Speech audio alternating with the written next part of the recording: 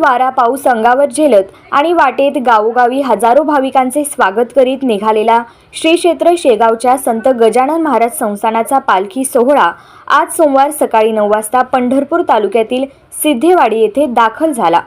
पंढरपूर तालुक्याच्या सीमेवर पोहोचताच त्यांचे मोठ्या भक्तिभावाने सिद्धेवाडी ग्रामस्थांकडून स्वागत करण्यात आले। पंढरपूरच्या आषाढी यात्रेसाठी महाराष्ट्राचे आराध्य दैवत विठ्ठल दर्शनाची आस घेऊन लाखो वारकऱ्यांच्या दरबारासह अनेक संतांच्या पालखी सोहळे दिंड्या पंढरपूरच्या दिशेने वाटचाल करीत आहेत। त्यापैकी शेगावच्या संत श्री गजानन महाराज संस्थानाचा पालखी सोहळ्याचे महत्त्व वैशिष्ट्यपूर्ण मानले जाते।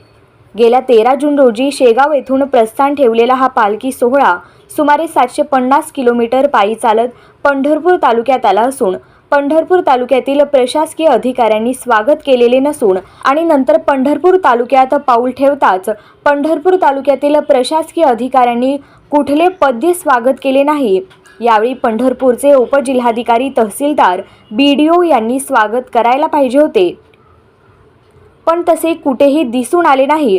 पंढरपूर तालुक्यातील सिद्धेवाडी ग्रामस्थांनी मोठ्या भक्तिमय वातावरणात स्वागत केले। पंढरपूर तालुक्यातील सिद्धेवाडीत नाश्ता करून संत गजानन महाराजांचा पालखी सोहळा गण गण गणात बोतेचा उद्घोष आणि टाळ मृदुंगाचा गजर करीत हा पालखी पंढरपूरच्या दिशेने पाऊल वाट ठेवणार आहे।